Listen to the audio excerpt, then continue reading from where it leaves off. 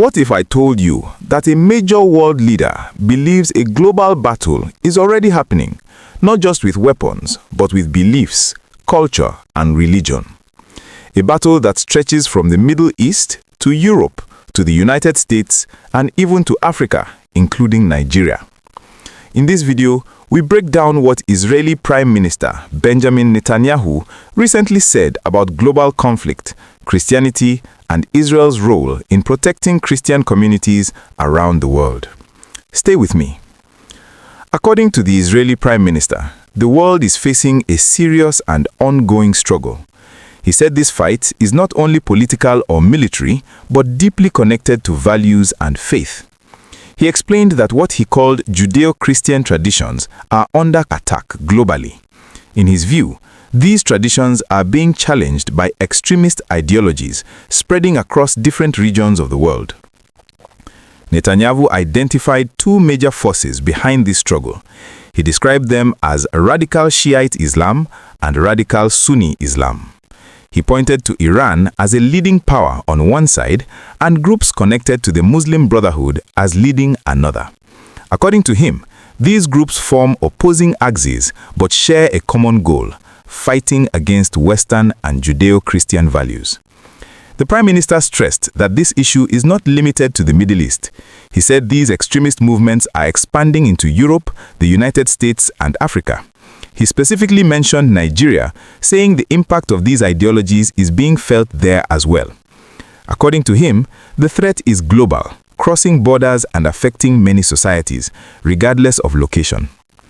Netanyahu then focused on the situation of Christians around the world. He said Christian communities are being persecuted in many countries.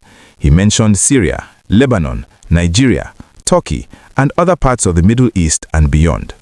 He explained that in many of these places, Christians are facing violence, discrimination, and fear. Some have been forced to flee their homes, others are unable to practice their faith freely.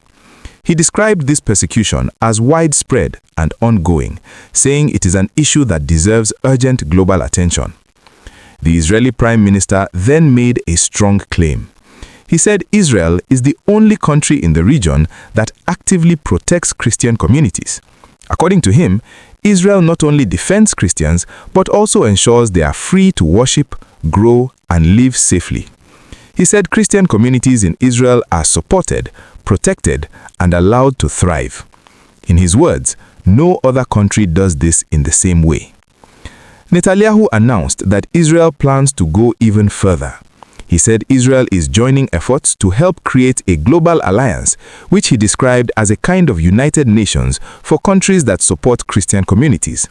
This alliance, he said, would focus on helping Christians who are under threat or suffering, especially in troubled regions.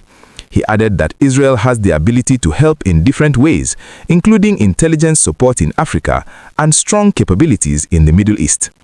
He emphasized that protecting Christian communities is a major part of Israel's agenda and that these efforts will increase in the coming year. To close his message, Netanyahu offered a belated Merry Christmas and wished everyone a Happy New Year, expressing hope for peace, security, and prosperity, especially for Christians facing hardship around the world. What do you think about these statements? Do you agree, or do you see things differently? Let us know your thoughts in the comments.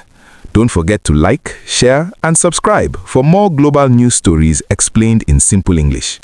Thanks for watching.